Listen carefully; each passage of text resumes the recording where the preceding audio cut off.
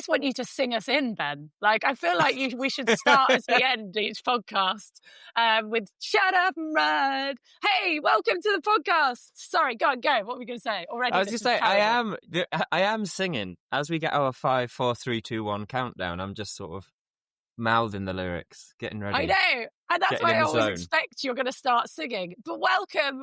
Go on, start us off with a song. Go on, Benji. With a song or our song? Shut up and ride, ride, ride, ride. Shut up and ride. You should hear me do wow. Yeah, we've got a guest, by the way. He's just going beautiful in the background. Who's like, what the hell is this podcast I've come on? Welcome to the Shut Up and Ride podcast. Benji is with me, and he is as talented as he is handsome. And you will be very pleased to know that if you listen to the last podcast, you may have heard a very out of it Benji, and he is off the oromorph, and his eyes are no longer glazed, and he looks like a normal human again. Welcome to real life again, Benjamin. How are you? Yeah, I'm doing good. I feel a lot more with it. Like, yes, I don't think I realised how out of it I was till I listened to that last episode back, if I'm honest. But yeah, I feel good to be off the painkillers. Got my dressings and stuff changed on the knee. It's all looking good. And yeah, we are on track. And this week, I finally combined mobility scooter and horses together in spectacular fashion. It went much better. I've got a couple of videos I need to share of Malik trying to maybe kick it a little bit at the start, which was a little bit scary, because if something scares him, which is really, really unlike him, but every so often it will, he will double barrel with both back legs and then leave. The problem is that when I'm sat down, that's like head height. So, you need to be wearing your Charles Owen helmet. I do. Well, I know on this podcast. I do, but I might need to ask Charles Owen for a human cannonball helmet. Because I discovered face mask. No, I mean as in like do you know when you're a kid and you've got your skull cap but you haven't got a silk, or you lose your silk and you look like you're going to be shot out of a cannon? When I was running yards and I was cacking out with staff and then other clients, I just love stealing their skull cap silk as we're riding. Yeah. Like the best trick. So, because you know how I'm a cap person. I like my big snapbacks, always got a big hat on. Can't see the horse. Yeah. Because like when I'm sat here and the peak's out in front of me and I'm looking up and I can see shoulder, but I can't see him. So it's a no hat, but I've got some amazing, even if I don't need to be in it, I've got an amazing comedy act brewing. Oh my God. With the mobility scooter. So big things are happening. Yeah. So anyone who hasn't listened to the last podcast, Ben has had ACL surgery and is now on a mobility scooter and doing I was going to say your act. It's not your act, it's your livelihood. Sorry, Ben. It is my act. Yeah, it's an act. You can call it an act. Via the scooter. Please, can I get a video of you in your Charles Owen competition helmet pirate hat? You absolutely can. In the mobility scooter. In the scooter. I feel like that's what the internet was invented for. Absolutely, I can do it. The other thing, I don't know, did I talk about how I discovered if you are a person that is in a wheelchair, I have newfound respect for you that I never had. Because the mobility scooter's great, but we haven't got a way to get it like out and about. So, like I went with George with the baby to Tesco the other day to do the baby. He has a name, you know. Wild. Yes. Oh, side note, remind me about that. Terrible parenting. Need to point that out. But so I'm in my little wheelchair that again borrowed off Gran, bless her, and took it, and I was like wheeling myself around Tesco. I crashed into every shelf, every fresh produce aisle, various strangers, and they are harder to not wheelie than I ever realised. Like, it is so easy to wheelie a wheelchair by accident. So, absolutely, if you're in one, hats off to you, because I nearly did myself more of a mischief. And finally, I will just, bad parenting. So, we've always called our dog, who is called Loki, we've always called him Ginger Pig, because he looked like Clarkson's Farm came out when he got the pigs, which is when we got Loki, and he had the little ginger piglets, and we said he looked like a ginger piglet, so we called him Ginger Pig. Okay. So then when the baby was born, I just referred to the dog as Ginger Pig and the baby as Pink Pig. And we had our 2 little piglets in the house, and it was really cute and it was really fun. However, if my son is not looking at us, you can say wild as many times as you like, and he won't look.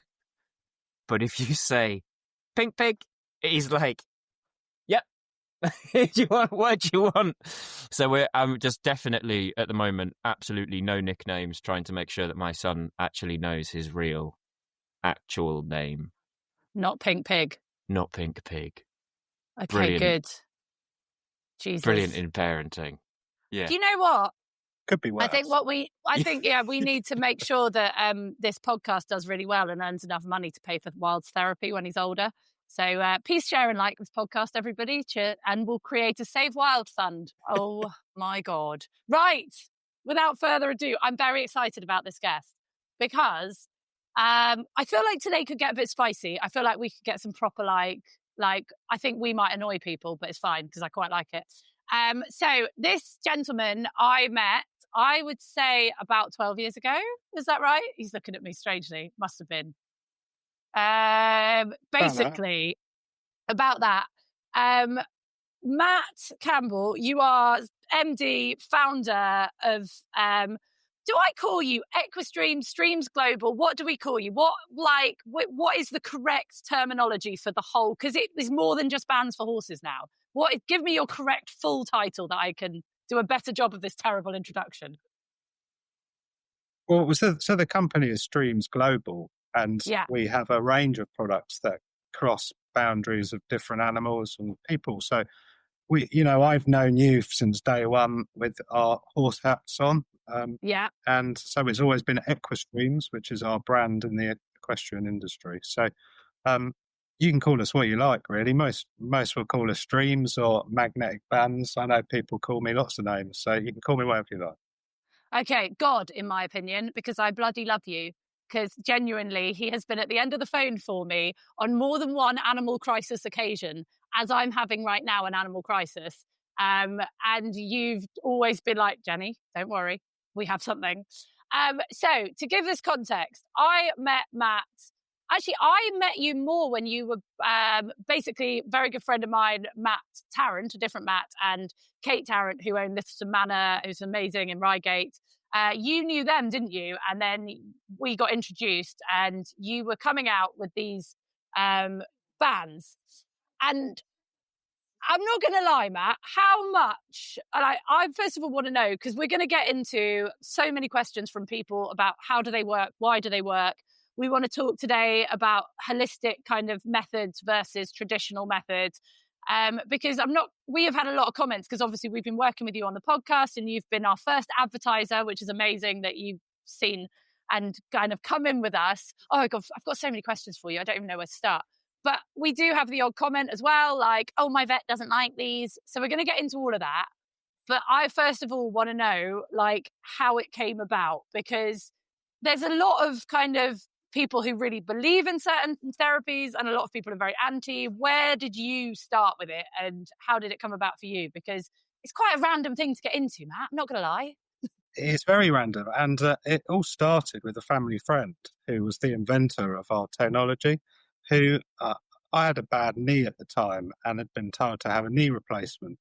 And I went down to see him just as a family friend, have Sunday lunch kind of thing. And he explained to me that having a knee replacement was not the best route to go and to try this. And out of his drawer, he pulled what we now call streams. He was one of these guys who was a bit like Doc from Back to the Future, white hair, pencil behind his ear.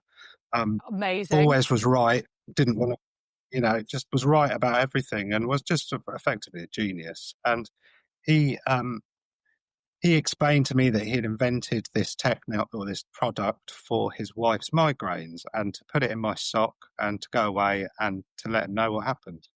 And 4 days later, I'd still had it in my sock and my knee stopped hurting. So I effectively went to him and said, what is this? What is it all about? I didn't understand a word of what his response was. And he was terminally ill and had got to the point where he wanted this to not be left in a drawer. So he gave me the material and said, look, see what you can do. I think his words at the time were make a difference. So go out there and make a difference with this material. I'm going to bloody cry. So that's where so that's really where it started. And his daughter, Katie, shout out to Katie if you're listening. She was in the equine industry. I wasn't. She had a horse at the time who I think now, with my knowledge now, had CPL or some form of CPL. And so she put the bands on her horse's legs, and a few days later, the horse was cantering around the field and looking pretty good, pretty sound. So it started really, the equine product started with that, and we developed a product and then went to trials with, I think we had 50 horses at the time who, we approached horse owners through social media at the time who were applying bute for their horse. So they were just, daily administration of bute and, keep them going. And that's really where it started. It started from a understanding that actually there was some impact with this technology with horses. I think we're 75,000 pairs in with our horse bands now. So a lot of horses and a lot of, we've made a big difference, I would say, to a lot of horses out there. Something I'm very proud of, and I know the company is. But with that comes a hell of a lot of challenges, and a development of quite thick skin. Yeah. So, yeah, I think it's a good opportunity for not just myself, but for other people in the alternative health industry to make a difference and to understand that actually it's not all about clinical. You are going to get the challenges thrown at you of where's your evidence, where's your efficacy. But actually with the right people behind you and with the right stories to share, you can make a difference and you can get a brand or a product out to market. So really that's where it started. It started our horse product alongside our human product. Which is a product that goes on the wrist or the ankle. So yeah, I think it's one of those things that we're in 4 industries at the moment. So we're heavily involved in the equine industry. We also have a product in the canine industry, so dog collar, as you mentioned. We have 2 products for humans, and we also have a product which is becoming quite successful in the bovine industry, helping cows reduce lameness. So again, not a commercial product, not something that you'll see too much on our website or out there, but a lot of cows now wearing them to help reduce their lameness. Right? And the cow thing I want to get into, because I've written a note, cows, because I fucking love the cow thing. Like when Matt told me about the cows, I was like, oh my God, this is so exciting for cows. Because we forget about cows. We want to eat them, but most people don't give a shit about their welfare. I only eat happy cows. This is the whole thing. I feel like, okay, don't look at me like that, Benjamin. I won't eat like... Where's eye-opening? Yeah, right. So, okay, I'll go into the cow thing now. So basically, I want to do some stuff with animal charities, and I'm looking into trying to do, because I've done long story, I went down a dark hole on LinkedIn through a lot of animal charity videos, and some of the stuff I've seen on welfare for cows is awful. And they even did a video. They put a GoPro on the end of the tunnel for the abattoir, and they video the cows coming towards before they're about to be killed, and they are fucking terrified. And then they did in Canada, the welfare of animals is not as good as in the UK in agricultural setting. And there's organic in England is kind of a standard of care, as well as the fact that it's organic meat. In Canada, that's not the case. It can be organic, but still live in a shed and have a horrible life. So I kind of went down a wormhole of basically I saw a video, if you don't want to listen to this, maybe fast forward, but of an organic dairy farm where a cow had given birth to her calf, and the guy had picked up the calf and was beating her back into the funnel with her calf that had just been born to get her back to producing dairy. And this was on an organic farm in Canada. So I went down this wormhole of what kind of meat I would happily have in my house. So in my house, we call it happy cows that have been you have to call it pasture raised out here. Pasture bred, pasture raised, live outside. So happy cows. So when Matt said to me that he was going to one of the biggest USA cow people. I don't know what the word is. Sorry. And said because we don't think about them, and they put up with so much lameness and especially they say, oh, it's organic because you can't have antibiotics, but that means sometimes then the cows are having to put up with injuries and lameness because they're part of this organic system. Anyway, it's a whole minefield. I'm probably boring people, but I'm really passionate about the type of meat that my kids eat. I don't eat meat anymore because of it. I've been down too many wormholes. But when Matt said this to me, I was like, this is actually so important. It's so important. And you're making cows happy, basically. Sorry, does that make sense?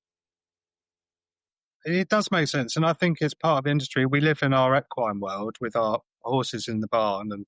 And, the volume of horses out there who are suffering with lameness versus the volume of cows out there who are suffering with lameness is uncomparable. And particularly in America, where they have feedlots where these young cows turn up and they're there to fatten up as quickly as possible, so they're on our plate as quickly as possible. I think there's a lot of change going on within that industry in America. They're looking at us as British and how we rear our animals, and they are trying to adopt some of the methods that our farmers use. And with that opens opportunities for companies like us to say, well, look what our collars can do. So I think the nice thing from our perspective is that some of the things we may touch upon on this is evidence-based, and having the efficacy and evidence behind us for us to make a claim, particularly in the equine industry. I think what we're doing in the bovine industry will help us across all sectors.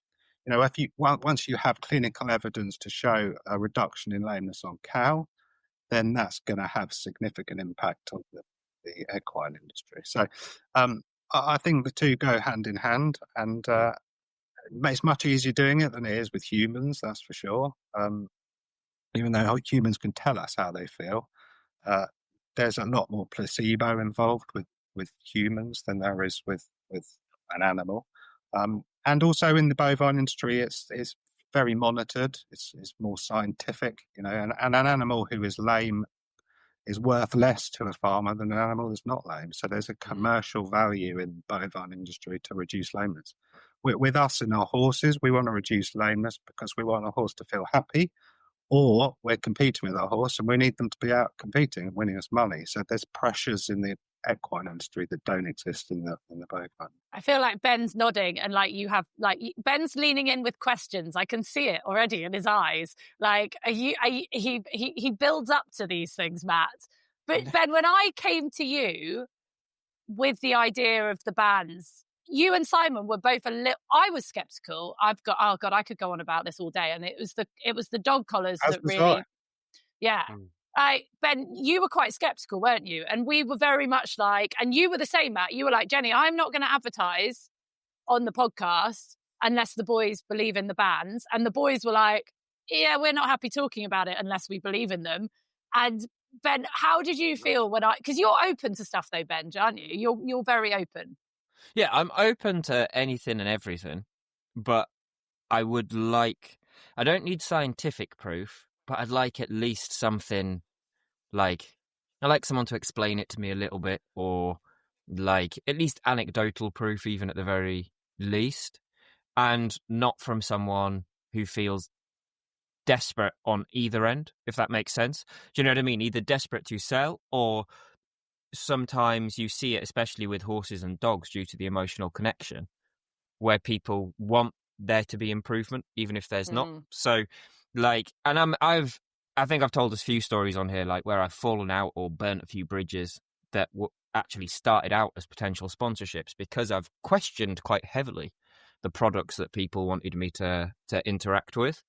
And so, yeah, with the thing that really, really put my confidence in StreamZ even off the bat was that I'd seen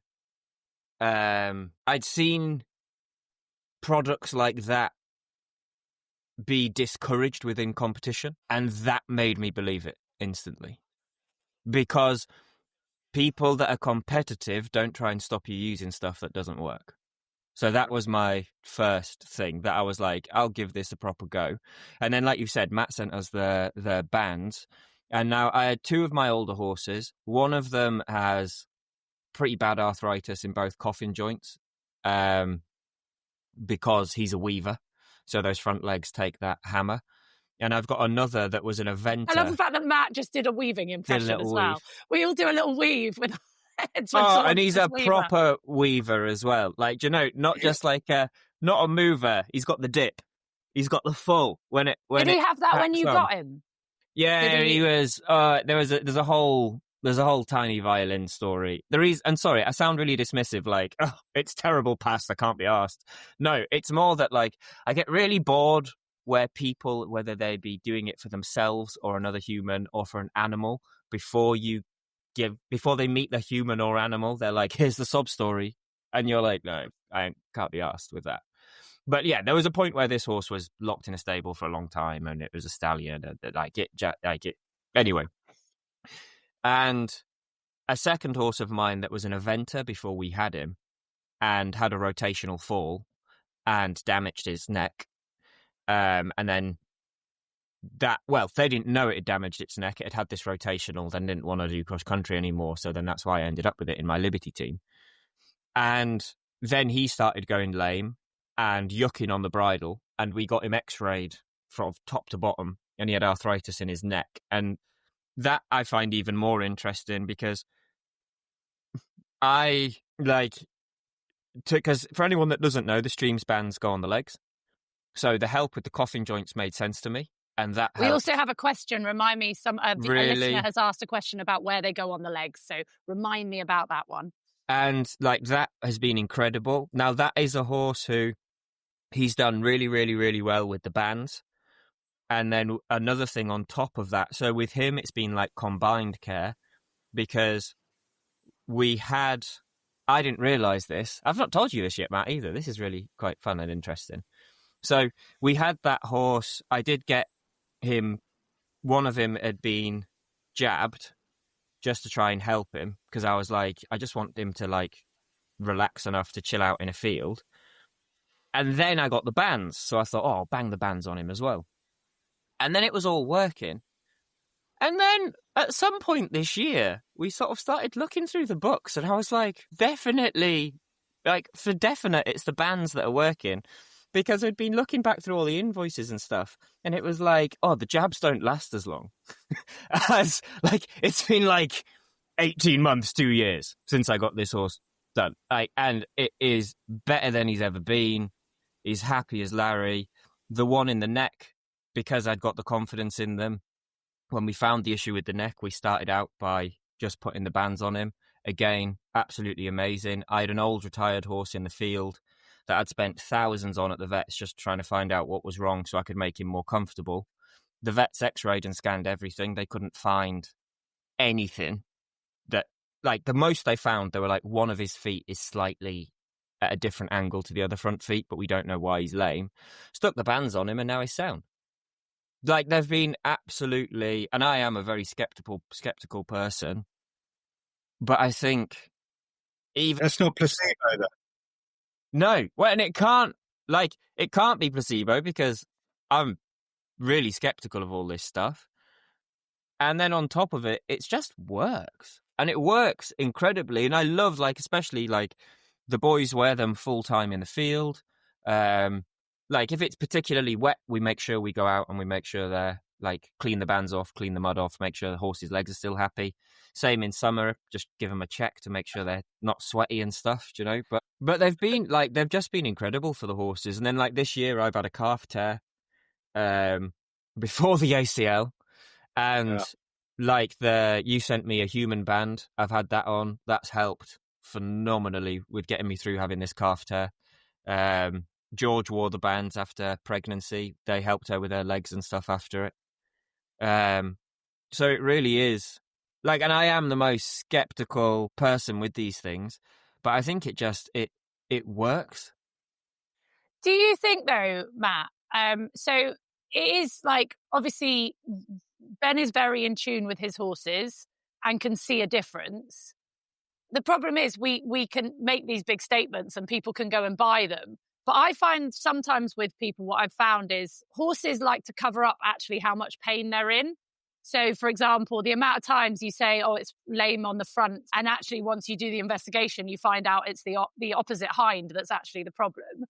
And so people, I think, can sometimes hear that, and you will notice differences in your horses, whereas there is a massive issue with a lack of knowledge, a lack of understanding of horses. I sent you an article about the Horse and Hound and said there's actually a bit of a crisis at the moment, and welfare goes kind of a lot of welfare issues go undetected, and there's over rugging and there's not enough turnout and so many things.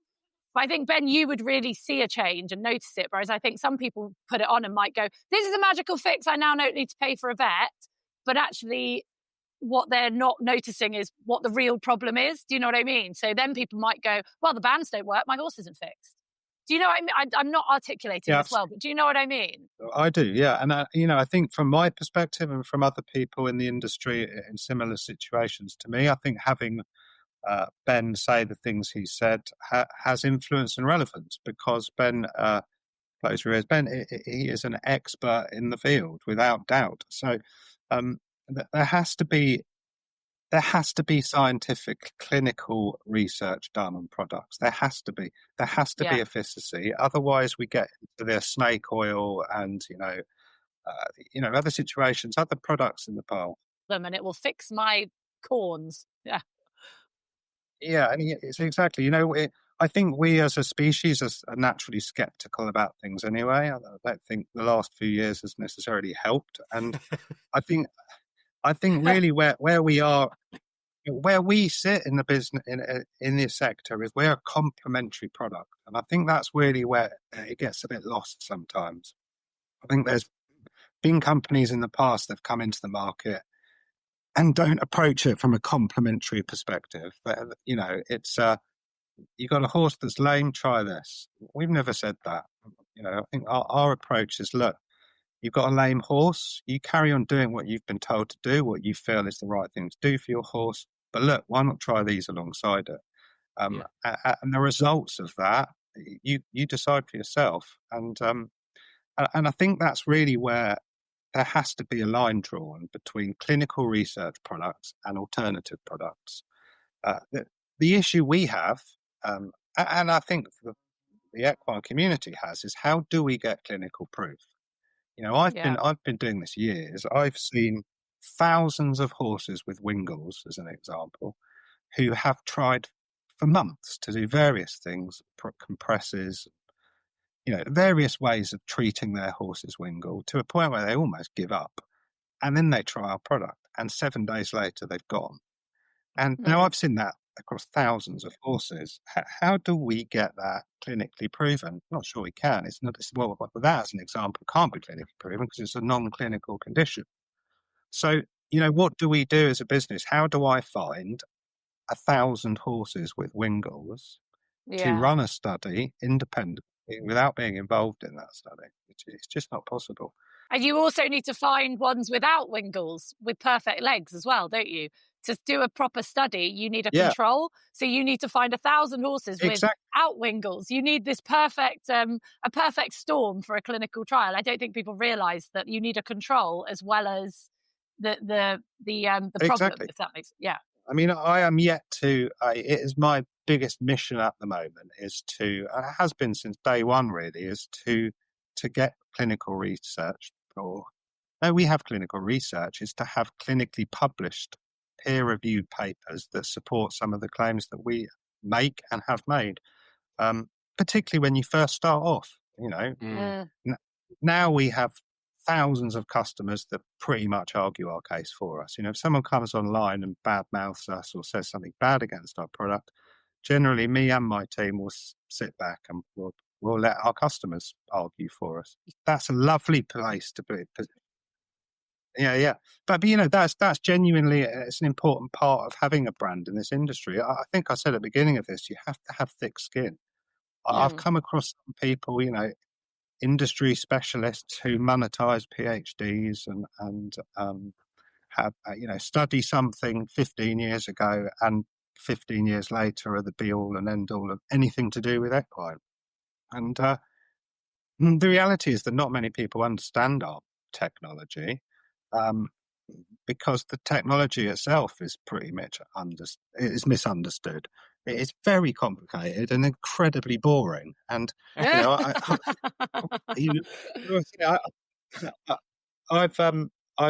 done my very personal best to understand the technology in streams, but ultimately it's quantum physics, and it's dealing with frequencies and molecules and how they react to magnetic fields. And ultimately, that's not why I'm here. I love animals.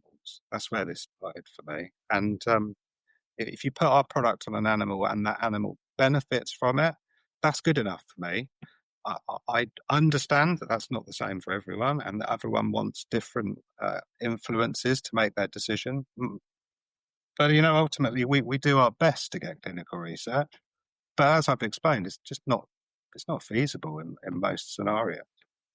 So that's what Ellis Francis has written on Instagram. They said, how do they actually work? And in capital letters, I can't even say the word, physiologically. Like, is there a way of giving us like an overview? Because it's like magnetic therapy. Like, is there a basic way of explaining how it works? Because isn't it funny? Like, my dad always used to wear a copper band, and everyone would be like, yeah, it's just a copper band. But no one ever goes, how does that work? Like, is there an overview you can give us? Well, not so much an overview. I think I hear the copper band a lot. It's a generational thing. There's not many people I know from my generation who've ever worn a copper bracelet. But what I do know about copper in itself is that it's an indicator. So if someone once told me that the Romans used coppers for pots, water pots. So they'd fill up the water in the evening, and the next morning, if the copper pots were green, it would indicate that there were some impurities in the water, so that would be fed to the animals. And if the copper pots were not green, then it showed the water was clean enough to drink, and they would drink the water. So copper does nothing to us. Copper, as far as I'm aware, copper is an indicator of impurities within us. So that we'll put that to one side because it doesn't produce an effect for us.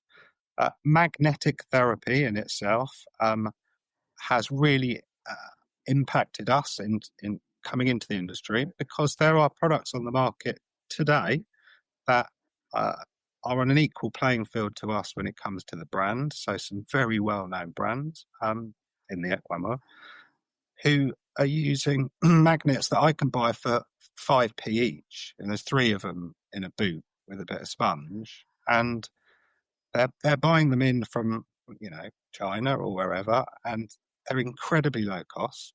They're not manufactured for purpose. They're not proprietary technology like ours. They are creating an aura about what their product can do off the basis of Cleopatra once using a magnet on her wristband and it helping her joint pain because someone wrote about it. So I think really we have to step away from the magnetic therapy industry. We're not a magnetic therapy device as such. If you actually look at what we say in our bump about how our technology works, very different to a traditional magnet that you place against your skin. So to answer your original question is how do we say to people the physiological effects that the product creates? The easiest way of describing it to people is the magnetic therapy. Go backwards slightly. The magnetic therapy industry, if you look at a lot of the products in the market, they talk about blood flow. They talk about how if you place a magnet against your body, it interacts with the iron in your blood, and that helps increase blood flow, and with that comes the benefits of increasing blood flow. But that's just a complete myth, and jumps ahead to my biggest beef this week, actually, which is lots of people telling me that magnets increase blood flow. I mean, one of those in particular is how CPL. So a horse with CPL should not wear magnetic devices. A vet told me that this week, and I asked that vet, why is that? And their response was, well, because magnetic devices increase blood flow, and you don't want to increase blood flow to a horse that's got lymphangitis or a lymph issue.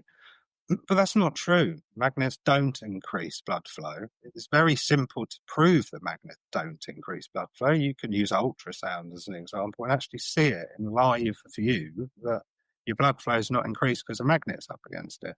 Or blood pressure. Blood pressure is a wonderful way of understanding how our blood flow is working. So if you had a horse that had no bands on and you monitored its blood pressure, and then you put our bands on and the blood pressure went up, then yeah, fair enough. You've increased blood pressure or blood flow. That doesn't happen. So I think really where we've come into the market, we've had the first few years was really trying to explain to people that you've been told for years a load of absolute nonsense. So just take a step back and stop worrying about the science of what you've been told has happened in the past. Let's have a look at some of the results that have been created by these products. And that's really where magnetic therapy, the industry is at the moment, is that they are adjusting their marketing spin on what their product does and how it affects. When we came to the industry, magnetic therapy was for everything. Helps this, it helps that, helps this, helps that. And I've noticed quite a big change in the industry where those companies are now concentrating on certain things rather than everything. Mm-hmm. And so how does our technology work?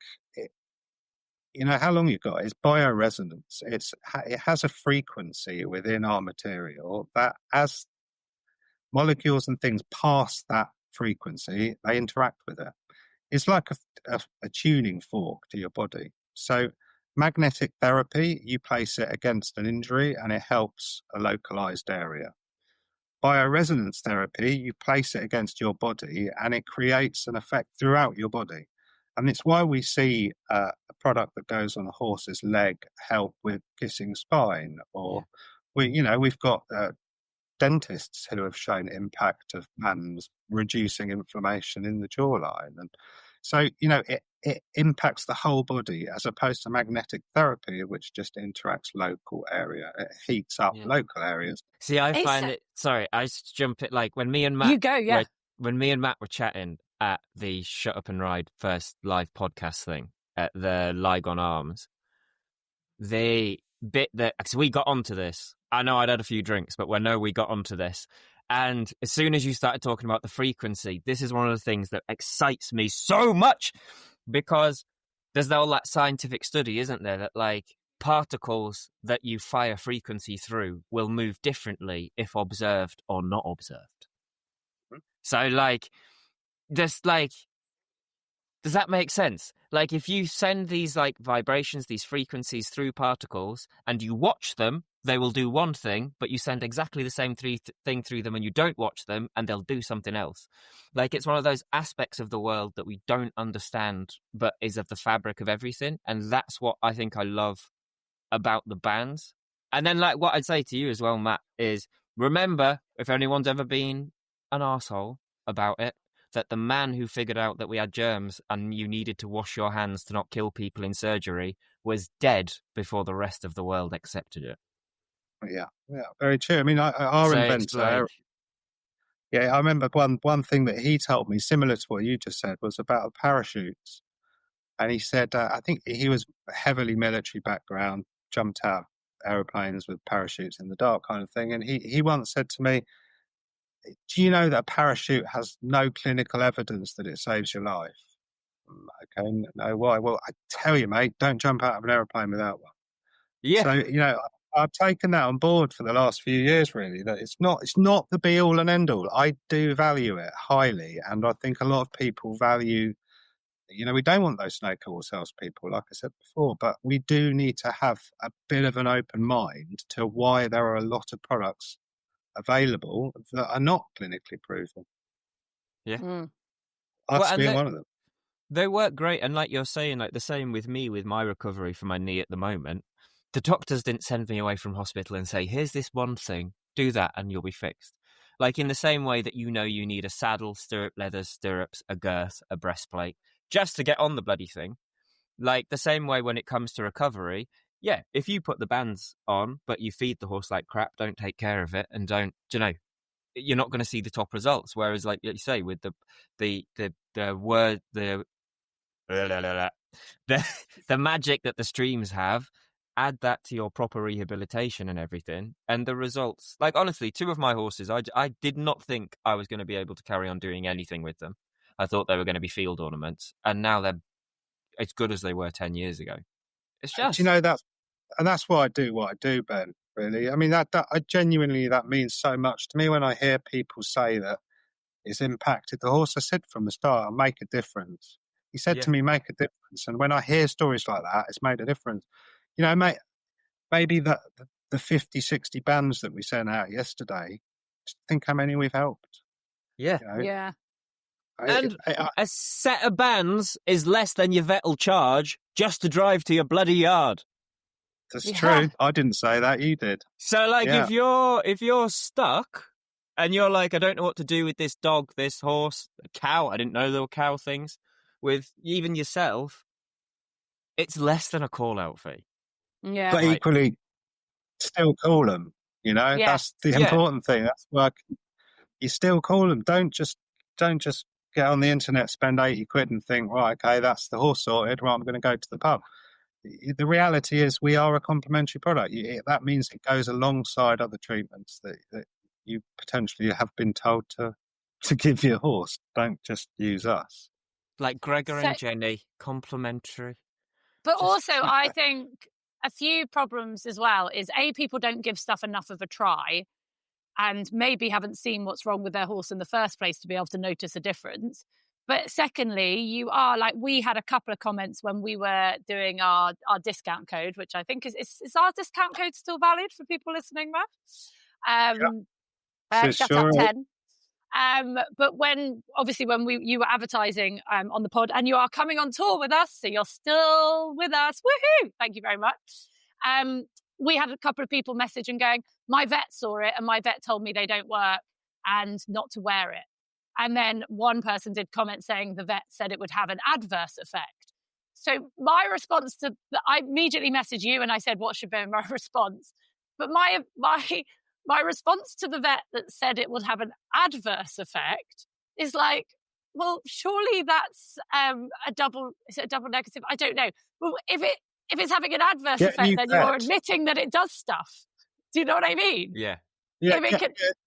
Totally. Get a vet. Well, I think was my response to you, wasn't it? Get a new vet, yes.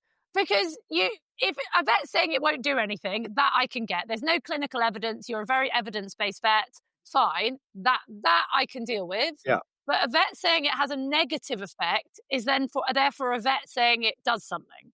Does that make sense? And it does. It's like the FEI banning our product would actually be fantastic for us, because it would be kind of advertising the fact that they admit it does something. It works. Yeah, it works. Don't use it. It's going to help the horse run faster. Yeah. Yeah. So basically, the technology is quantum physics, and it's basically. Have you ever? I'm going mad here.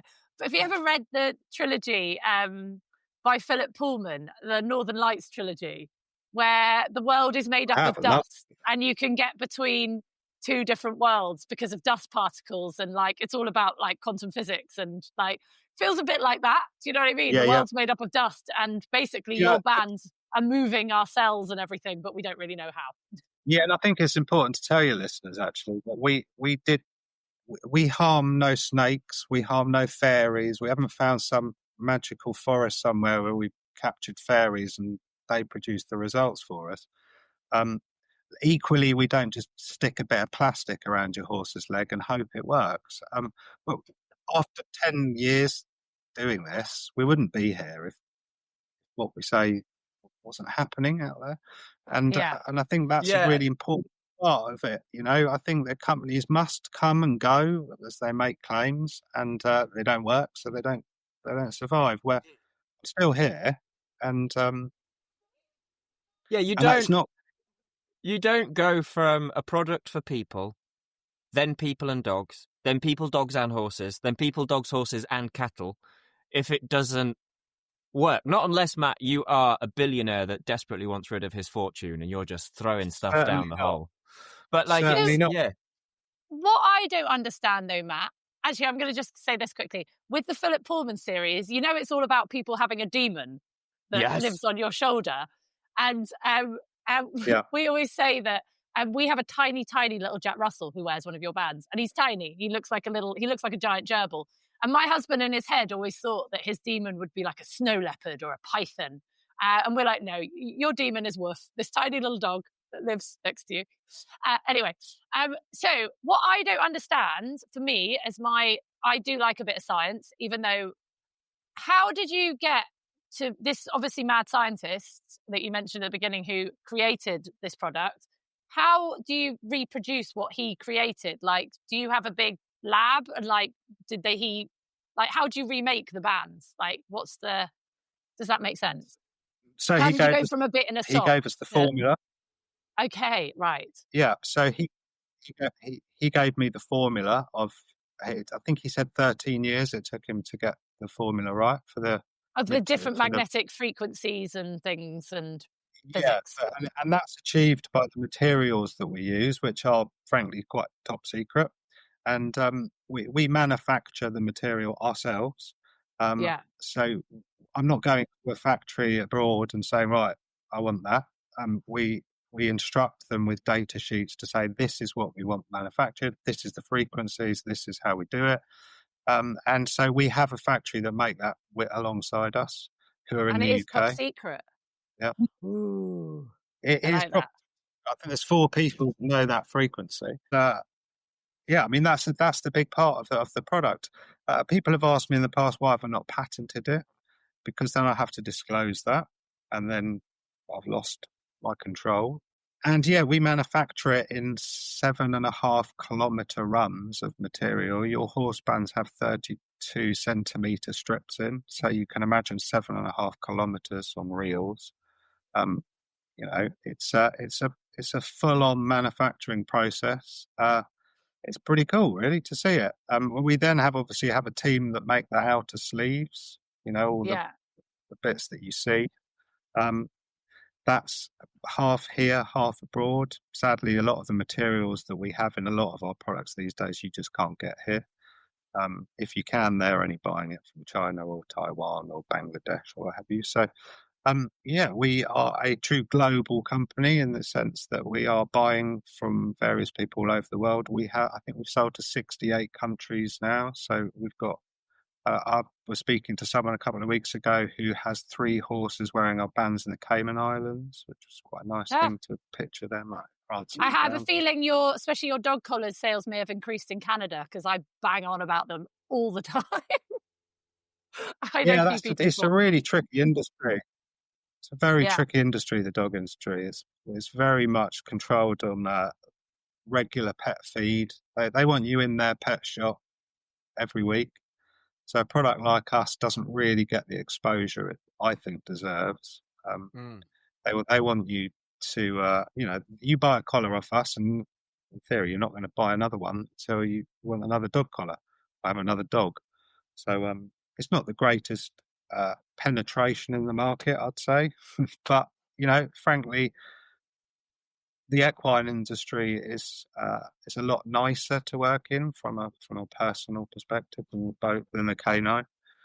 And I haven't even touched on the fact that we work with plants. You put our products around plants and it makes them grow quicker. So that's pretty cool. All right, I am going to try that. I'm going to fucking do that. I'm going to take some before and after, because I have a feeling that I'm really, really good at growing plants. It's just my plants don't try hard enough.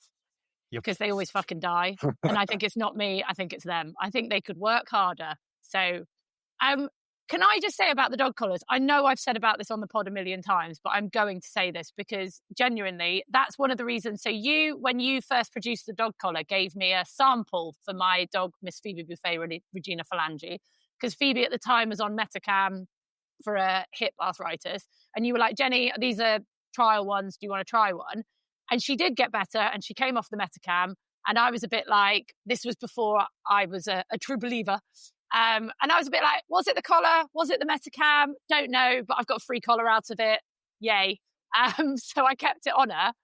And I think literally about 3 or 4 years later, because I'd had my son by then, the collar broke because it was the old type. It's not the type you sell now.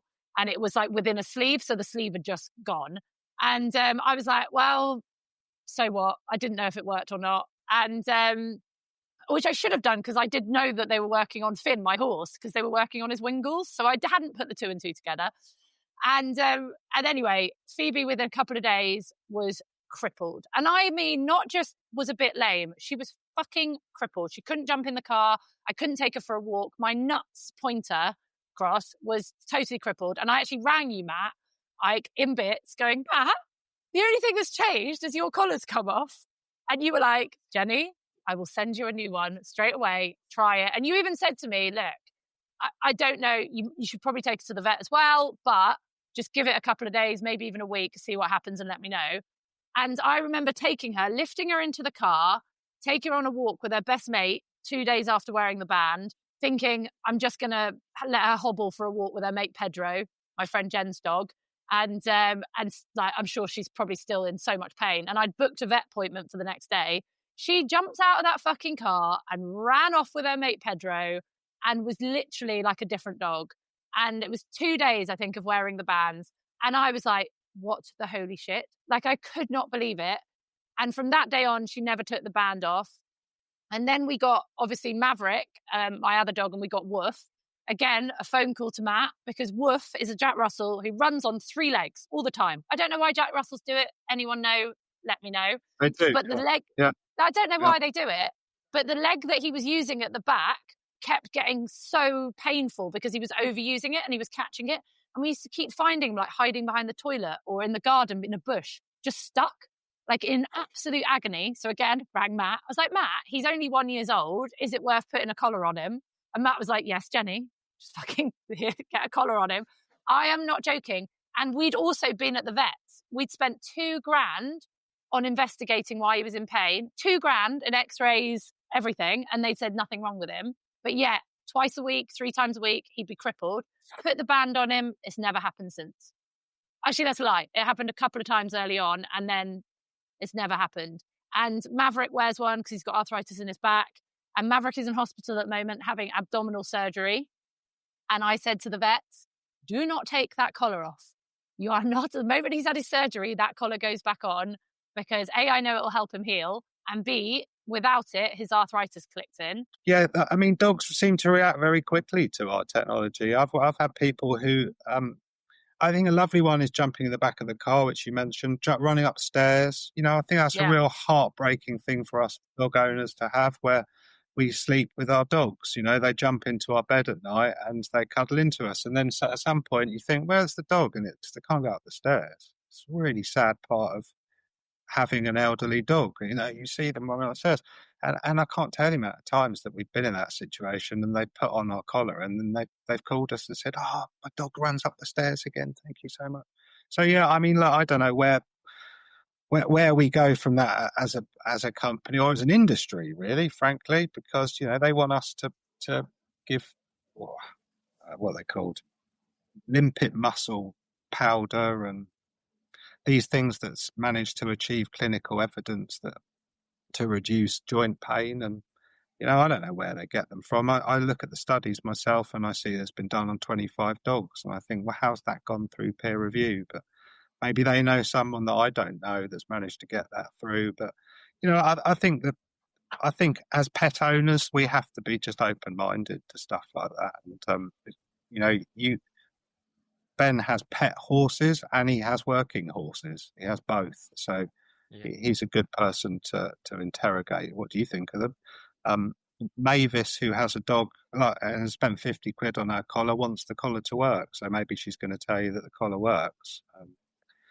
It's just a part of our industry. Placebo and, you know, the power of the mind, 2 very important. I'd say as well, there's the thing of, there's the kind of topical use of the bands or like the lifestyle use. So like my older horses, like the ones I've spoken about, and to be honest, these days, everything's got freaking bands on. Everything, anything looks slightly off. I'm like, get the bands on it. It'll be fine. We'll carry on. But like those ones that, you know, maybe have those like a bit of arthritis or they've had a hard paper round. Maybe they're 20 and you hack it out, but it spent all its life jumping and hunting and eventing. Like, yeah, and those horses can wear those constantly. I will say, like, the only time I take the bands off is if I hack them out. I just worry about a branch or something catching in and tripping me up. Totally. I don't know. But then the other thing is that we've had one of our mates who's helped us with the filming and stuff for this. Like his horse, when it goes away, stresses in a stable and its legs can swell up from box walking a bit and stuff. And so he just has the bands and his horse wears it overnight at competitions. Do you know? So it can be for those little things as well. Like maybe your horse always lives out, but then when you go away to competing, they have to stay in overnight. You're worried about swelling in legs and stuff like that. I'd also add to that I think that we as we have to kind of adjust the way that we look at healthcare in general anyway, and we have to be more preventative rather than reactive. Yes. And I think that's that's being seen a lot, the human side of healthcare now. It's easier. It's much easier to prevent something than to actually react to it, and I think that really does open up a lot of opportunities for us as pet owners, because if you can get out of your skeptical mind and try stuff effectively isn't going to do any harm, but it might create a benefit, then why not, really? And so, that preventative kind of approach, I think, is done by professionals systematically, but not so much in the pet industry and not so much in the amateur. And not, when we go to yards, the word of preventative care isn't really there. Whereas, at professional yards, it's we got to keep them in tip-top shape. So I think that's changing. Just in my short time in the equine industry, there has been a change. I think COVID maybe helped with that people, I think, started to wake up to the fact that it's maybe not just what you're told by your GP. There is another way of doing it or researching it. And I think some of the myths around our industry are being debunked more, Like I said about blood flow, magnets don't increase blood flow. Fact. I thought that as well. I was like, oh shit, I've been conned. But I mean, what? Go on the websites for these companies that manufacture magnet therapies, and some of their USPs are increases blood flow, or ours have stronger magnets than theirs. Yeah. Otherwise, like when you see like 24 hours in A&E, and say someone's like, got diabetes and one of their feet's going manky, they'd be like, "Cool, here's a magnetic shoe, put it on, fix it." Exactly. Like, it's just myth. Or like if you cut your leg, you could put a magnet on your shoulder and it'd stop it because it's like it's keeping all the blood up here. Like, or don't use warfarin. If you've got proper. Get magnets on. You don't need that. That makes me think of the old days with Friday night. Let the Scania see the magnet. What the fuck are you talking about? Because in the old days, before all the tachographs was high tech as they are. Tachograph, people have this shit joke, Ben, that you in your lorries you have to have these things that make sure that you legally drive for the correct amount of times. Oh, okay. And you can't. It doesn't work now because everything's so high tech. But in the old days, if you put a big old magnet on the dashboard, it would fuck the tachograph up so you could get home. Exactly. Okay, that was a really funny joke for anyone who's A, old, and B, drives a lorry. All of the horse husbands and dads and fathers who have to drive the things to these competitions enjoyed that. Okay, well done. We'll go with you. I mean, one of your questions, Jem, was that they said where on the leg should the bands go? Yeah, so this was from Rachel. She said, also, if you get very polite, Rachel, if you get the time, please ask Extremes. Have they ever experienced horses not being able to tolerate their bands in one position but able into in another? My mare can't wear them on her cannon turnout location, but seems all right with them on her pasterns. She's right. I mean, of course, that horses are mammals, sensitive. Some of them have sensitive legs. Some of them will have sensitive areas of the leg. So one side of the leg will be more sensitive than the other. And you put any tack, not just our bands. Ultimately, there's neoprene in our product, which is a material which we potentially will look at changing in the future because it is neoprene. So some horses don't like neoprene against their legs. So they can go anywhere on the body. I mean, we've developed them to go on the cannon bone because it's the most practical place for them to be on a horse.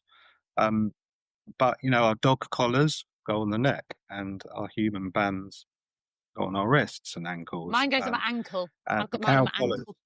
Yeah. So it really is about applying our technology to the body, not necessarily wear on the body. So if your horse can't wear them on the cannon bone, then they can go around the pastern. In fact, what we would recommend actually, if you look at the arterial artery which runs through the horse's leg, which is in theory how our technology gets around the body, is slightly closer under the pastern, under the fetlock than it is above. So actually, if your horse is severely lame and is going through some serious rehabilitation and is on box rest, we would recommend in most cases to put them on the pastern because it's. But, from our perspective, you'll see on our website, we do studies, and those studies, we have to be consistent across those studies. So from day one, we chose near fore and off hind for all our studies. So there's a bit of confusion in the industry about where our product is worn. What legs should they be worn on? Should I put them on the hind legs? Should I put them on the front legs? Should I alternate them? It makes no difference as long as they're on two legs. I think if you're a show jumper and you're out competing jumping, then there's impact on the front legs, obviously. So it would make sense if I was in your shoes to put them on the front legs. But equally, the horses are pushing their entire weight from their hind legs. So, it could be an argument to have them on the hind legs. So it makes no difference. And I think that's what makes it really easy to use as a product. Just get them on wherever suits your horse. Yeah. And I'd say around the cannon bone, particularly in the UK, if you're turning your horse. Yeah, because, these are 24/7. You can wear them through the winter, obviously there's some horse care and management involved in that. But, around the cannon bone, out of the mud, out the snow. Yeah. I wear my one on my leg at night. I've got one of the leg ones. And I swear to God, it does help me sleep. But what I did, because I had a plane ride just to Calgary the other day, and I've got a really bad lower back. And I was in agony, and it was only an hour and a half. So when I flew to England last week, I was like, I'm going to take my band and I'm going to put it on the plane. I did look like I was on day release, Matt. I'm not going to lie. You're on day release. Because it does, because they do, and the ones on your leg do look like a tag. So yeah, yeah. And I actually forgot about it, and people must have thought I was nuts because walking to the loo and stuff. And I was 8 hours into the flight, and my back started to hurt, and I was like, Jesus, it did hurt eventually, but that was after 8 hours. And I'd only been on the plane for an hour before and it had been hurting. So I don't know, but I have a feeling that must have helped in some way because I lasted a lot longer on the flight with it on than I certainly did without it. So I was like, I'm never now flying without it because it just, And also it gives me that reassurance that I'm doing something practical when I'm sat for 12 hours on a bloody flight, if you know what I mean as well. Like you say, that kind of like, absolutely. Your listeners are equine based predominantly, but we do a lot of work in the human side of things that we don't advertise, we don't market, we don't promote, we can't. But a lot of positive responses coming at the moment from menopause and the impact that our product, the ankle band in particular, has on women that are going through menopause. A subject that 10 years ago women didn't talk about, and now women are much more open to talk about, and even with their men. So I think it's a opportunity for people in that situation to investigate, really, because there are, we can't say it. You'll never see us talk about that on marketing. Yeah. We just can't. There's too many regulations involved. But there's some serious evidence coming out about that. So hopefully that will lead to somewhere. Well, the way I feel, Matt, and I think I rang you as well. I was like, have you got any evidence? And he was like, no, Jenny, but anything. And I think that's one of the reasons I wore it as well, because as people who listen to this podcast know that I'm an angry perimenopausal woman. And it's all right, Ben is very good at talking about it with me. But it's the sleep thing. It is the sleep thing. And it's definitely helped me sleep. So for me, if it's that, it's definitely helped me sleep. So, and again, it's that reassurance. I'm doing something, I'm not putting drugs in my body, and I'm doing something to help me. And it's definitely helping me sleep, which will then help me be less angry, which makes me a nice person. Stop laughing, Ben. Nicer, but never nice. Also, just before we go on to some of the things that people have sent on Instagram, I said to Matt when I was having a chat with him, I was like, Matt, have you ever seen that material that's a bit crazy as well? And I don't know how it works, but it cools dogs down. And I was like, you know, like that stuff that can cool dogs. I was like, why has no one ever made that into a boot and added like stuff? And he was like, funny you should say that, Jenny. We are coming out with a new product. You taking credit? Yes, absolutely. Absolutely taking credit for your new genius idea. But you were like, I'm one step ahead of you. Yay, there it is. Tell us about your new product, which I'm super excited about. Like, very cool. Very cool. That's fine. Yeah. Look, it started from going to a horse event, actually, at 35 degrees in Melbourne, and all of them wearing ice packs. And we went up to one rider, and they were talking to us about their ice packs on their horses and why they used them, and they took them off, and she handed them to me, and they were hot. And so I said to her, these are ice packs, yeah? Yeah. So why are you using them? I'm cooling my horse's legs down. Okay, right. You do realise they're hot, don't you, though? And they were hot. And I immediately knew, even being non-equine and never owning my own horse, that there is significant impact in reducing the temperature of a horse's legs, particularly directly after exercise. You know, and you go to events, we do quite a bit of an endurance, and we see them, you know, stop off with their vet checks. The first thing that's done is the hose comes out, and I think you all do that within the equine industry. Is you understand the importance of that to reduce the temperature in your horse, and so these ice products that are on the market are flawed, utterly flawed, in my opinion, flawed. Yeah. And a lot of that, you know, Ben's going through his ACL issue at the moment, and there is not a product on the market that Ben can buy to stick on his knee and stick an ice pack in it and sit there for half an hour with an ice pack. The reason why is because after 3 minutes of an ice pack against your skin, you're thinking, shit, this hurts, you know? And so I did start to do a bit of research into that, really, and I looked at the science behind the cooling. Do we want to ice a leg of a horse, or do we want to cool the leg of a horse? Because they're two very different things. And so we started to develop a product with a thermal imaging expert. So I wanted to know visually what was happening. So we started developing a product. It transpires that streams as a technology, unlike traditional magnets, doesn't create a thermal reaction in the horse's leg, which is significant when you're looking at reducing inflammation, or if you're trying to help recovery of a muscle or tendon or ligament issue. We all know we don't want to apply heat to that. We want to apply cold, in essence. And the emergence of cryotherapy, which is, you know, less so here in the UK, but far more so in America and Canada and Australia, where they understand the importance of temperature and the relevance of temperature when it comes to healing and recovery.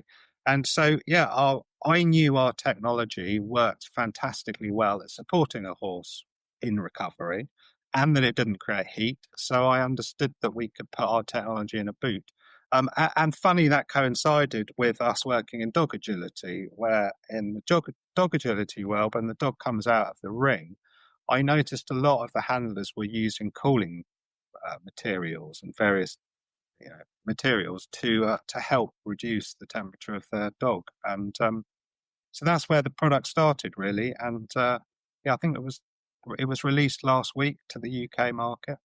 And they are really cool, frankly. They are a pretty cool product. We've got some data coming out in the next couple of months which shows exactly what's happening, which I think is an important part of that. But yeah, they're effectively ice boots that don't need ice. So, you know, another part of that, so sorry, I'm waffling here, but another part of that I'm enjoying it. I find it fascinating. We were going to, and we were seeing these ice boots, or a very well-known brand in the industry who I think probably 60, 70% of people out there have this product. And various people I know in the industry that I call now friends that have horses all say to me, they're a fantastic product. I always forget to freeze the ice packs, or I always forget to charge the vibration packs that come with my ones, or or my freezer's full of food. So I got back and I haven't got any room to put my ice packs in the freezer. And or it's taking the ice to an event and it's still being cold at the end of the bloody event. That's the problem.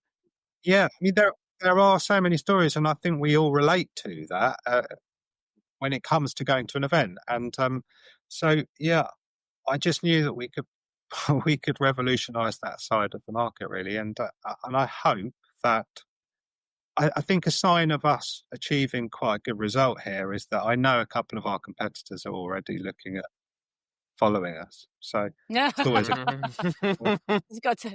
And do you have to wet the boot? How do they work? Yeah, like, what do you have to? Yeah. So you soak them, you shake them, you stick them on. I mean, it really is that simple.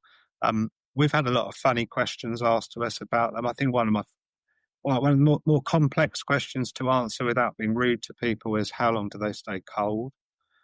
We sell in Australia, America, Canada, in big, there are big markets. And today outside in the UK is a very different beast than it is in Australia. And, how long does an ice cube stay frozen for?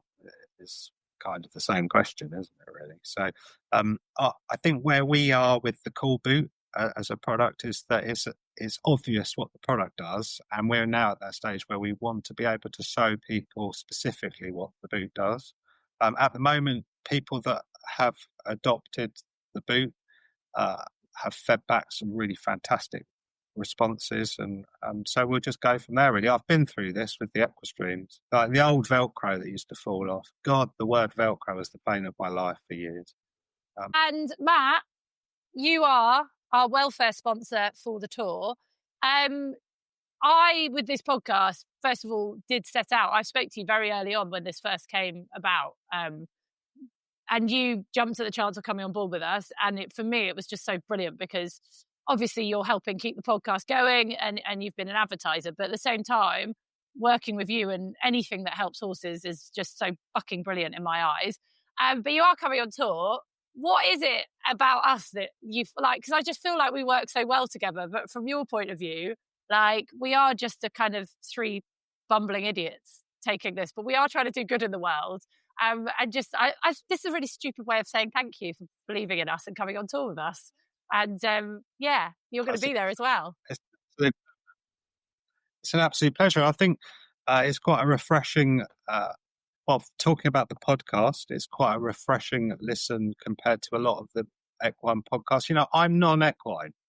It's funny to say that when I work 12-hour days in the equine when you industry, confidently know what a paston and a cannon bone is. Yeah, I probably know more about the health of a horse than I do about. I mean, put me on the back of a horse and I would just stay there. I'll be looking around doing what the hell I do. But frankly, I've always been one that likes to have the control in the hands on a motorbike more than I would on a horse. So the live animal side of it's always scared me slightly. But yeah, and look, I just feel like initially it was your introduction, Jenny. I've known you for years, as you said, and I've got a lot of time for you and the people that you have introduced me to in the past. But equally, I had probably messaged Ben about 15 times previous to this. And it was an opportunity to it was an opportunity for us to expose our product to a wider audience, which in today's world is not a cheap thing to do. I can't tell you the amount of budget we put into Google and Facebook and stuff, but it is eye-watering. So it's a lot nicer to have a personal relationship with the three of you and to just have a conversation about a product than it is to do a TV advert or, I don't know. It's a much simpler route and it's a more personal way to do work. And you are now known by Lucinda Green as the Magnet Man. Magnet Matt. Magnet Matt, that's it. She was so funny. So you came on the Pub Pod with us as a guest. And afterwards, Lucinda, she is like just wonderful, as we all know. But she messaged me afterwards going, you must give me his number. I was slightly scared for you, by the way. But she just wants to learn, doesn't she? She was obsessed with learning about it and questioning you. And it was brilliant. Yeah, it's a truly wonderful woman. Like, she really is. And, from a credibility perspective, what did I do for Lucinda? Like, personally, I gave her a set of bands. So there's no skin off my nose. And what was the outcome of that? Her horse felt better. She recognised the impact, similar to what Ben had said. And that's led us into 4 or 5 different stables with different riders. And, where does that go? I don't know. But why does it matter? We've helped probably 10 horses from helping one. Aww. Ben, you are grinning like a Cheshire cat today. Are you sure you're not still on drugs? No, I'm just happy. Like, I just think it's really great. I just think it's a great product, and people just need to trust it. Just try it. Just trust the process. Yeah. Try it. It's not going to work for everything. It's not going to work for every product, but I mean for every horse. But it helps most. Yeah, don't be that arsehole who's like, I tried StreamZ because my horse broke its leg, and you're like, fuck off. Like, but still, to be fair, it would help with the healing. It would help. I thought that after I'd said it. I'm really interested in your ankle bands. Can you tell me where you wear them? It's a nice one that we've got. In some of the questions that our support team get asked, I'm interested in your wristbands. Tell me where I wear it. Oh, don't. Like, that's amazing. The advertising, yeah. Or chewing horses. I put your bands on and they fell apart in the first 1 hour. Oh, that's really sorry to hear that. Can you send us some pictures? 15 pieces inside the box. It's like, do you think they fell apart? Do you think your horse has probably ripped them off? Yeah. Right. So on social media, we did a couple of posts. I think you've answered most of your questions, actually, Matt, and with all in one way or another. People have sent us questions, which is Ben, how is the healing up going from the ACL, from friendship and blessing? Are you healing well? Are doctors pleased with you? Yeah, vaguely. Oh, God, are you sitting still, Ben? Yeah, no, I sort of am. Nah, we fell at the first hurdle, but we're going to be all right. First checkup, I went in and they were like, you should be able to progress to 1 crutch at this point, but you can't. So. I do have a question for you, actually, Ben. What's your gran doing? If you've nicked her mobility scooter, what's she doing? This is awkward, Matt. It's not awkward, it's funny. She's a little bit dead. Sorry. No, we're a really dark sense of humour. Farming family. It is. We are grim. No band is going to fix that one, Matt. Not even your bands, I'm afraid. It's my own fault, because I said I borrowed it from Gran, and there is a little bit of that, because when people ask me, I say, I've borrowed it from her. She doesn't use it much these days. So, well, it's true. Yeah. Oh. Sorry, but yeah, I'm healing well. I hope you're saluting her as you're doing handbrake turns around the corner. I absolutely am, and we are going to soup up my scooter a little bit. Yeah. Are you? Oh yeah. God. One of the other questions is, can I read this one? Because I feel like I need cheering up today because my dog's poorly. Not a question, but can you tell Jenny she's fucking amazing and a true inspiration if she doesn't know it? I'm just going to read that one out. Just going to take that one. Thanks, Izzy. Because, Matt, these boys, do you know how much I get messages? Oh, I love Ben. Oh, I love Simon. He's so hot. But Simon's the nicest man in the world. Ben's so awesome. It's nice to have a bit of love. You've got one now, Jen. Thanks. My one fan, Izzy. Thank you. And then someone's just sent a message saying, can you talk about fear? Can we talk about fear? If you're ever scared of anything with a horse, think of the smallest way in which you could do whatever scares you. So if you're scared of riding flat out, maybe it's just standing near the tacked up horse on the mounting block. Maybe it's standing near the mounting block with the horse. If you're scared of jumping, maybe it's setting up 2 jump wings without a pole on the floor even in between. And what you want to do, is repeat that exercise day after day for as long as you can until you find it painfully boring. Until you are so bored to tears by that level of the concept that you could take a little step forward. So if you're terrified of jumping, just keep walking between two jump wings. Then put a pole on the floor. If you can walk over it, then you can trot over it. Trot over it until that's boring. Canter over it until that's boring. And then slowly, piece by piece, build up those things. Because what you're also doing, apart from desensitizing yourself to the exercise or idea that's scaring you, what you're also doing is getting absolute mastery at the foundations and the basics at each concept of that exercise. And with knowledge comes power, not as in like power to change the world, although you can, but just that power to be able to handle the situations that could arise unexpectedly.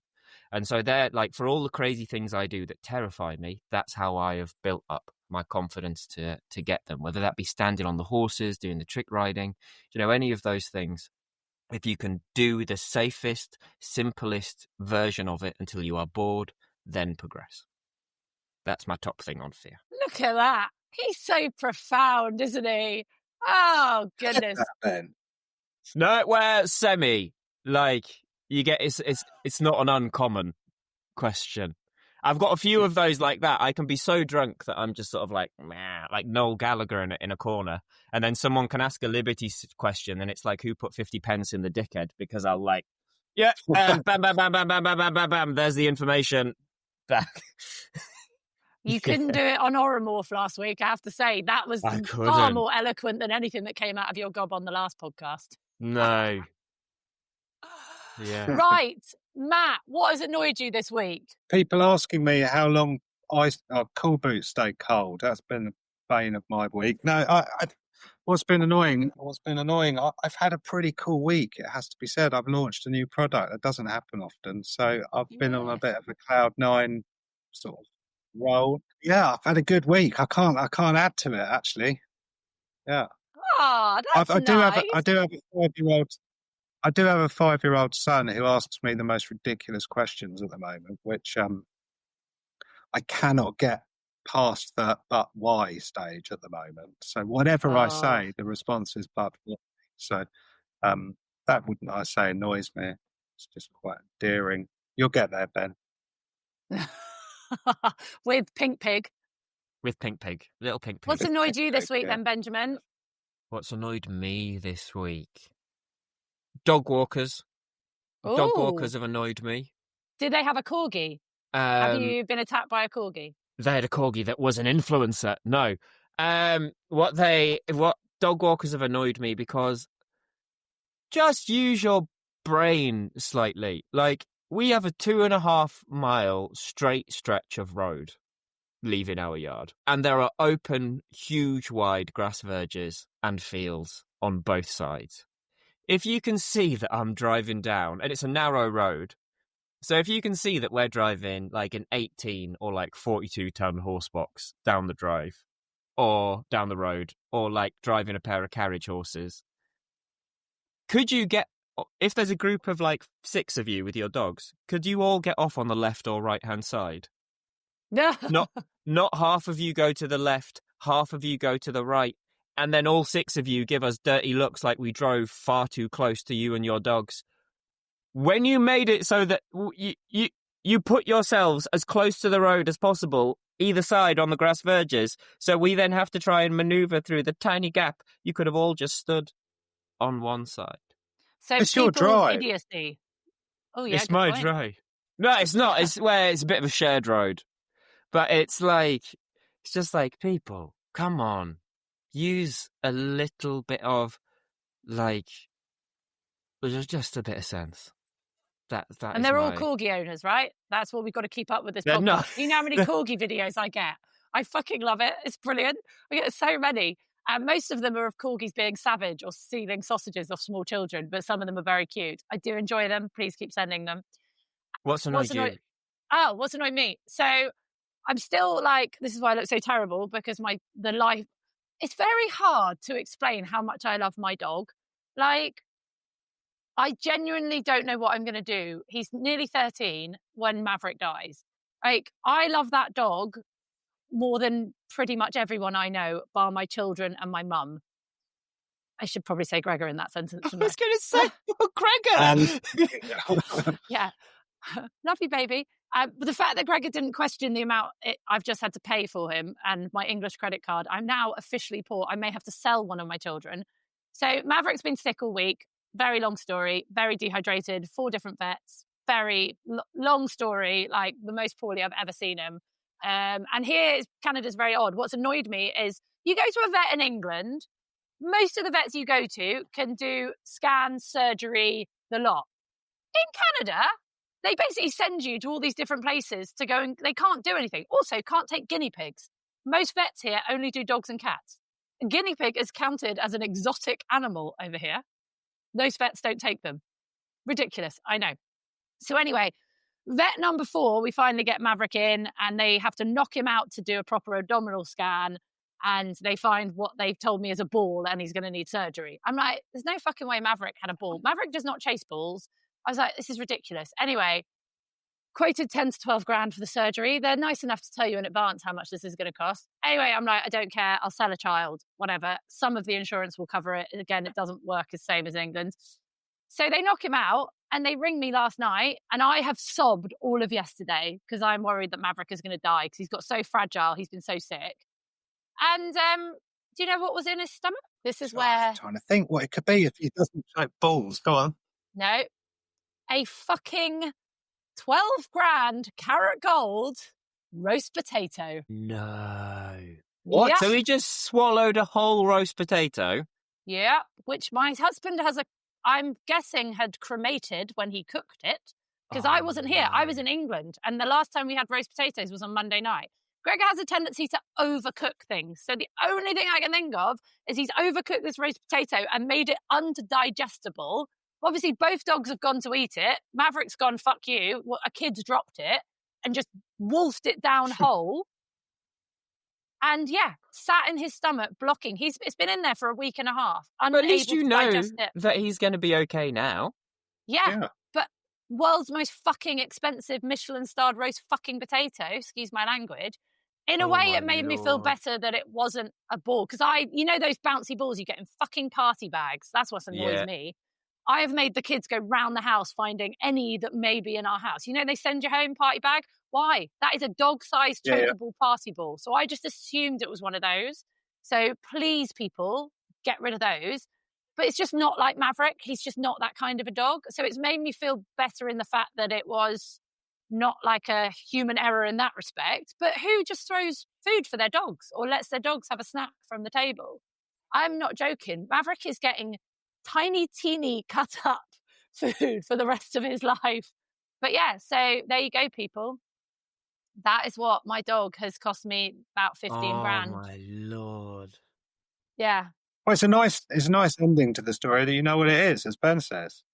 Yeah. But yeah, it's ridiculous. Okay. So the good news is, and why I've stopped crying, is he survived surgery and he's made it through the night. And they were like, he's really perky this morning. I'm not surprised. He's probably feeling better than he's felt in a week and a half. And he's on all the drugs in the world. It was a bit like Ben on the podcast last week. Like, drugged up to the eyeballs as Maverick.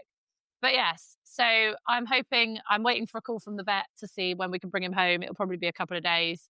But yeah, so there you go. That is what has annoyed me. A very expensive roast potato. And can I blame Gregor's cooking? I'm unsure at this point. It may come up in an argument at some point in time. You're Ask both for the looking very potato. shocked. Ask for the potato. Want to bring it back, have it in a pot and frame it. Was this you? Yeah. Exactly. But yeah, so my poor little dog. But yeah, I just hate the fact that they don't live long enough. I just feel like 13 years was not enough time. That was the hardest bit, was leaving him there knowing he might not survive the operation. Like, you don't, like, do you know what I mean? Just that, he's my soul. Maybe he's just preparing you. You see, as your soulmate, he's preparing you for harder times ahead. Thanks, Matt. I'm never giving him potatoes again. No, don't. Anyway, I'm not in tears. I'm just now bankrupt, but it's fine. So you'd rather be bankrupt with a Maverick? Yes, absolutely. So please, can you buy tickets to the tour, people? Because that is my pay off my credit card to pay for my dog fund. Because that's all the money I'm going to make out the tour is going on the dog. So please buy tickets. You can buy tickets on Cavago. and come on the tour. Matt will be on the tour. So if you've got any pressing questions about where ankle bands go, please come and ask him. He hates me now. Right, Matt, thank you so much. I do love you as a friend, but I love the fact that you believe in our pod and you are on board and supporting us, but also that we are hopefully in some way making a difference to animals' lives in some way, shape or form. And I know that that is what's most important to you. And I love that. Absolutely. Yeah, well said, Jen. Thank you. And thank you for the time of both of you. It's a lovely opportunity and it's a nice relaxed chat. And anyone else that's asked to come on the podcast, don't even think about it. Just take the opportunity and go and chat to the guys. Yay. Thanks, Matt. Benjamin, I love you. Oh, shout out to Simey. Yeah, Simey absolutely loves the bands and the boots and everything. But as always, he's said yes to too many things. So he's tired. No, I'm joking. Yeah. I don't know where he is. He's picking a horse up or something, isn't he? He's out somewhere in his lorry. He said yes, and he was all ready for it, and then went, I've said yes to too many things and I can't make the podcast. We were like, don't worry. Me and Morphine Ben have got this. So we need more wheelchair videos. Yeah, thank you very much. It'll be grand. Go and stick a cool boot on it. Right. Absolutely. All that is left to say... And you've got Georgie. Yeah. Yeah. Although I have a feeling by the end of his recovery, she might want to throttle him with one of the bands. She's already there. I love it. Right. All that's left to say is, Ben, sing us out. Matt, shut up and ride. Shut up and ride, ride, ride, ride. Shut up and ride, ride, ride.